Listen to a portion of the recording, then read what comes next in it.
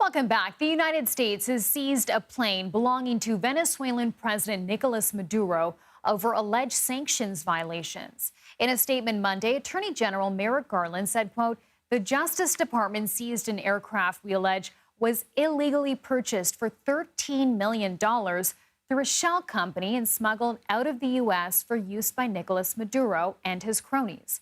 The jet in question has been transported from the Dominican Republic to Florida." CBS News correspondent Cristian Benavides joins us from Fort Lauderdale with more on this story.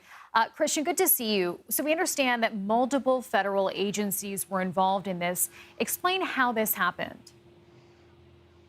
Chanel, not just multiple federal agencies, you've got agencies also internationally involved here to be able to get that plane here to Fort Lauderdale. So according to officials that I spoke to, what's very interesting about this is that this plane is essentially considered, by all intents and purposes, Venezuela's Air Force One. This is how Nicolás Maduro got around in his state visits since May of 2023. The aircraft was purchased in late 2022, early 2023, according to U.S. officials. Then beginning May of last year is when Maduro started using it regularly for his state visits. Officials worked with the Dominican Republic to be able to get the jet from the DR to here. Let's take a listen to what the special agent in charge had to say about how this investigation unfolded.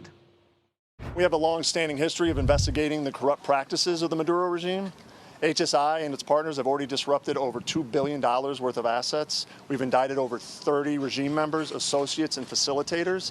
So again, we're always continuing to look at the opportunities in which the Maduro regime is continuing to facilitate its corrupt practices.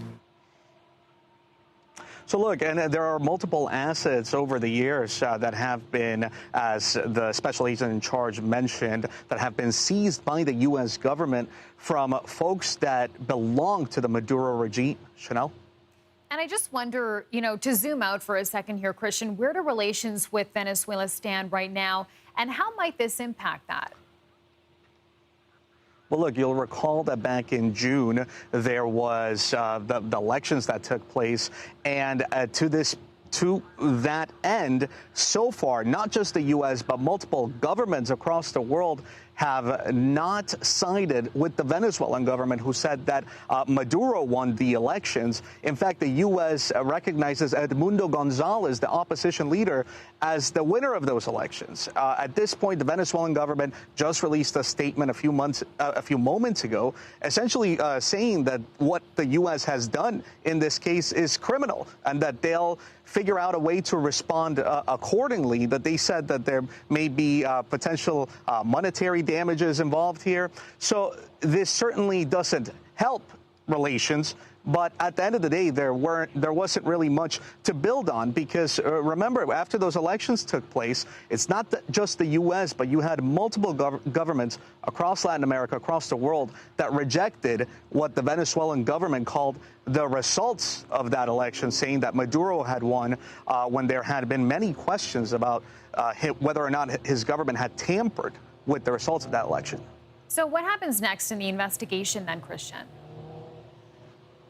Well, look, officials from the Department of Homeland Security said that this essentially becomes an asset forfeiture case. So the plane will be liquidated, and those funds will go into the federal funds for the federal asset forfeiture funds that the U.S. uses.